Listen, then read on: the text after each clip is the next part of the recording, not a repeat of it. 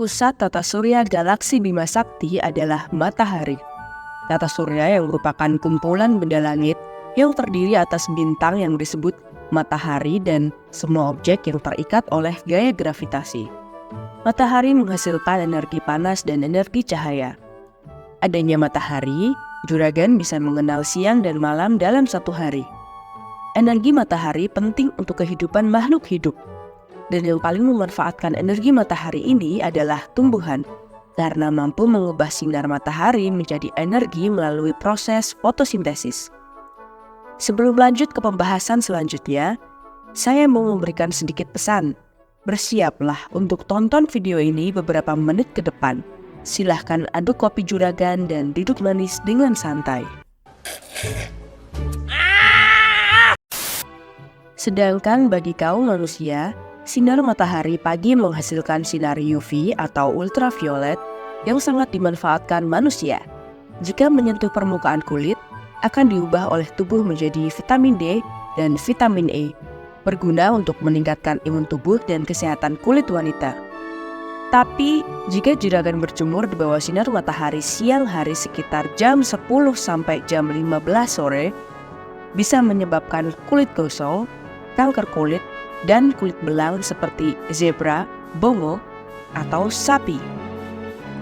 Manusia juga memanfaatkan sinar matahari untuk jemur-menjemur, mulai dari cucian pakaian, rengginang, tembakau, ikan asin, bahkan bayi.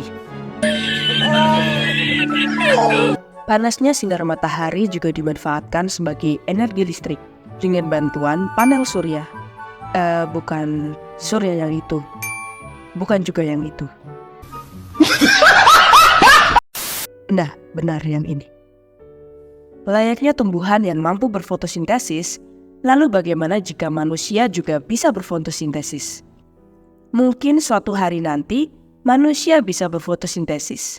Bayangkan jika kulit manusia dapat bekerja layaknya kloroplas atau zat hijau daun. Maksudnya, zat hijau pada daun tumbuhan. Tentunya manusia tidak perlu masak untuk makan, tak perlu uang untuk membeli makanan, dan tentunya tak perlu bekerja untuk menghasilkan uang. Hidup jadi simpel, seperti SpongeBob yang berfotosintesis. Fotosintesis. Membayangkannya saja tidak mungkin, tapi mengasihkan. Fotosintesis secara eksklusif dimiliki oleh tumbuhan dan beberapa jenis bakteri saja.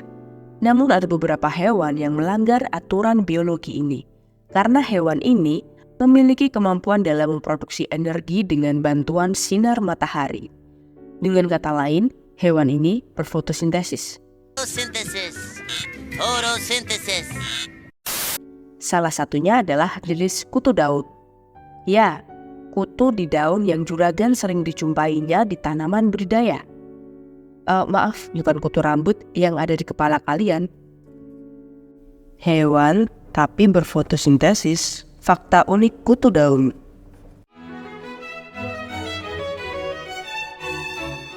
Kutu daun atau dikenal juga dengan nama apit. Mereka dikenal sebagai hama oleh sejumlah petani dan botani. Mereka mempunyai banyak spesies, seperti Acritosipon pisum, Apis gossypi, Visus persicae, dan jenis lainnya. Umumnya mereka berwarna hijau, namun juga tergantung dengan lingkungan. Mereka bisa berwarna putih atau oranye. Warna-warna ini dihasilkan oleh tubuh kutu daun yang memproduksi karotenoid. Karotenoid merupakan pigmen organik yang ditemukan dalam kloroplas dan kromoplas. Biasanya ditemukan pada bakteri, alga, fungi, dan tumbuhan, tetapi tidak diproduksi oleh hewan. Namun, lagi-lagi kutu daun ini melanggar siklus alam dan sistem biologi. Lu merah juga lu, salah dikat, sono ah! Karotenoid ini dimanfaatkan untuk membantu fotosintesis dan membantu menyerap lebih banyak cahaya, dan melindungi molekul klorofil mereka yang mendukung terjadinya fotosintesis. Kutu daun dengan warna yang berbeda menghasilkan jumlah karotenoid yang berbeda pula. Mereka mampu memanfaatkan sinar matahari untuk menghasilkan energi dalam bentuk ATP. Kutu daun yang berwarna mampu memproduksi karotenoid lebih tinggi dan tentunya menghasilkan tingkat ATP jauh lebih tinggi dibandingkan kutu daun putih dan oranye. Kemampuan dalam berfotosintesis ini dapat berfungsi sebagai cadangan darurat yang membantu kutu daun bertahan hidup, meskipun mereka memperoleh makanannya dari menghisap cairan dalam daun. Namun, dengan kemampuan ini, mereka bisa bertahan hidup meskipun dalam periode tekanan lingkungan atau lingkungan yang tidak mendukung, sehingga mereka tetap bisa melanjutkan hidupnya dalam berkembang biak.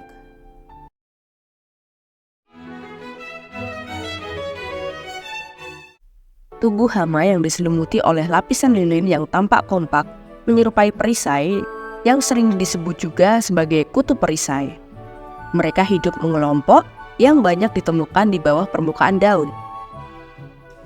Mereka mempunyai ukuran mini dan kecil.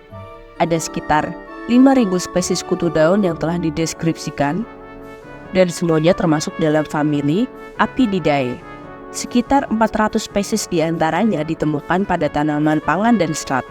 Sebagian besar merupakan hama serius di bidang pertanian. Salah satunya adalah jenis Rhizus persicae yang sering menyerang di tanaman cabai juragan. Mereka mempunyai ukuran sekitar 1,8 sampai 2,3 mm dengan tubuh lunak. Berbentuk seperti buah pir dan bergerak secara lambat karena tidak mempunyai sayap seperti hama thrips. Kepala dan dada kutu daun berwarna coklat dengan perut hijau kekuningan. Panjang antena sama dengan panjang badannya.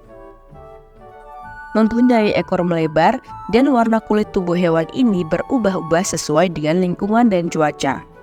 Ada yang berwarna hijau, hijau kekuningan, putih, hitam, oranye, bahkan merah. Kutu daun betina berbentuk bulat datar, transparan dengan garis tengah kurang lebih 1,8 mm.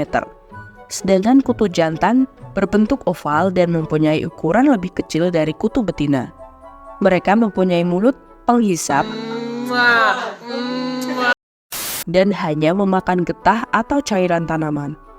Kutu daun bisa memakan batang, daun, bahkan akar. Mereka akan berkembang biak dengan cepat, membentuk koloni, terutama pada pertumbuhan baru.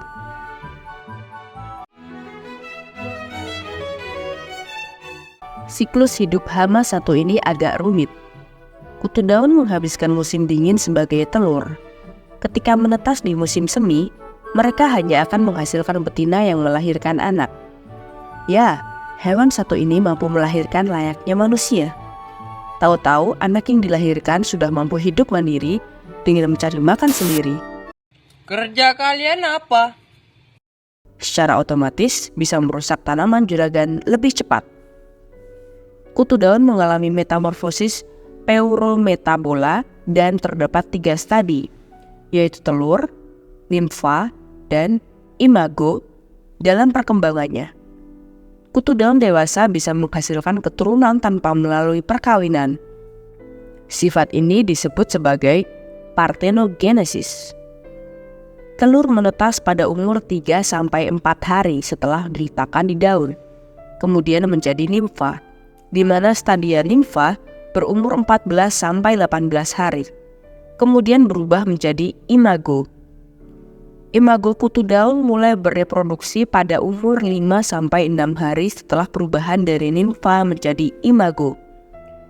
Imago kutu daun dapat bertelur sampai 73 butir telur selama hidupnya. Selama masa imago, mampu hidup selama 28 hari, dan dalam 1 hari, 1 ekor imago betina bisa menghasilkan 2-35 nimfa. Jadi, 1 generasi saja bisa sampai 980 nimfa, sedangkan selama 1 tahun dapat menghasilkan 16-47 generasi. Maka dalam 1 tahun saja, mereka bisa berkembang menjadi sekitar 46.060 nimfa. Serangan kutu daun umumnya dimulai dari permukaan daun bagian bawah, pucuk tanaman, kuncup bunga, dan batang muda.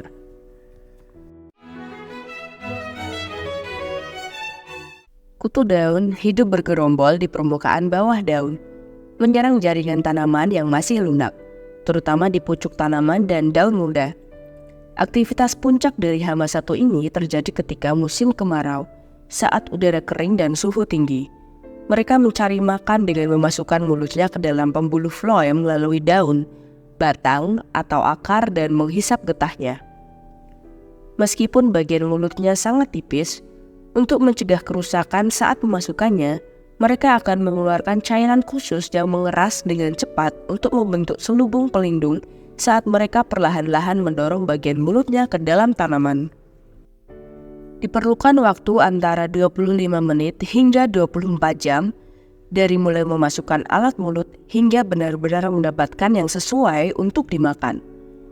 Setelah floem tercapai, kutu daun segera menyuntikkan air liur yang mungkin membantu mencegah sel tanaman menutup tusukan.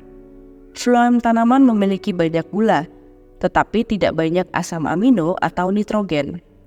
Untuk mendapatkan cukup nitrogen dalam makanannya, kutu daun harus mengkonsumsi lebih banyak gula dan cairan daripada yang mereka butuhkan. Mereka memiliki filter khusus dalam sistem pencernaannya untuk membantu mengeluarkan kelebihan air gula yang disebut embun madu. Embun madu ini yang biasa mengundang jamur jelaga dan semut, sehingga keberadaan dampak dari serangan ini semakin meluas. Antara si semut dengan kutu daun akan saling bersimbiosis mutualisme. Cairan yang dikeluarkan kutu daun akan dimakan oleh si semut, dan semut ini akan melindungi kutu daun dari predator dan membawanya ke tanaman baru ketika sumber makanan sudah habis. Daun yang terserang akan tampak bercak-bercak, dan daun menjadi keriting. Bila terjadi serangan berat, daun akan berkerut-kerut seperti kulit nenek yang keriput. FBI, open up! Dan tumbuh kerdil dengan warna daun kekuningan. Daun-daun terpelintir menggulung, kemudian layu dan mati. Kutu daun menjadi salah satu dari hama vektor penyebab virus kuning. Virus yang disebabkan oleh virus dari genus Begomovirus, famili Geminiviridae. Menurut penelitian yang dilakukan Nur Aini, virus kuning cabai disebabkan yang namanya Pepper Yellow Leaf Coral Virus atau PYLCV. Gejala yang ditimbulkan sebenarnya merupakan akibat dari terhambatnya aliran nutrisi dari source ke sink atau dari sumber ke saluran. Karena virus yang ada di dalam tanaman menguasai floem atau phloem limited virus. Kutu memperoleh virus ketika dia mengambil makanan dari tanaman yang telah terinfeksi atau terakuisisi. Virus yang diambil dari tanaman sakit beredar melalui saluran pencernaan, menembus dinding usus, bersirkulasi dalam cairan tubuh serangga atau haemolim, dan selanjutnya kelenjar saliva. Pada saat dia menghisap makanan dari tanaman sehat, virus ikut masuk ke dalam tubuh tanaman bersama dengan cairan dari mulut kutu daun.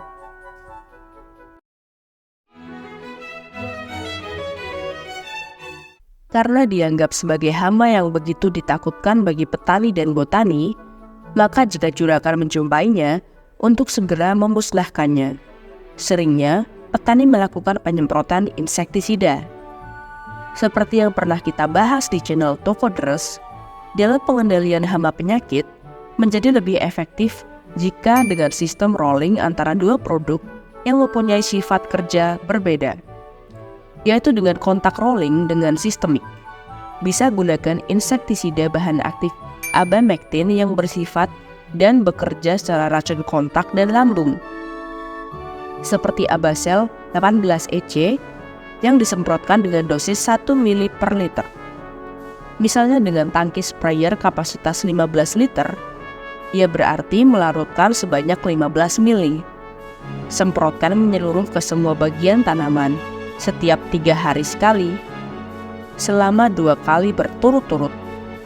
Kemudian semprot kembali atau rolling dengan insektisida sistemik, bisa dengan bahan aktif imidacloprid. Racun yang akan menembus ke sel jaringan tanaman dan beredar ke seluruh bagian tanaman. Misalnya dengan Avidor 25 WP Yang cukup gunakan 1 sendok makan per tangki sprayer tadi. Aplikasikan juga setiap 3 hari sekali sebanyak 2 kali berturut-turut. Setelahnya juragan semprotkan pupuk dan ZPT yang mengandung asam amino, yaitu campuran antara pupuk Dendasil D, Microvitoflex, dan Ambition. Dalam 1 tangki sprayer 15 liter, gunakan 3 sendok makan pupuk Dendasil D, dan untuk Microvitoflex, 1 bungkus kemasan 2,5 gram. Sedangkan asam amino Ambition 30 ml per tangki. Larutkan campuran juragan, semprotkan setiap 2 minggu sekali, atau setelah melakukan penyemprotan insektisida tadi.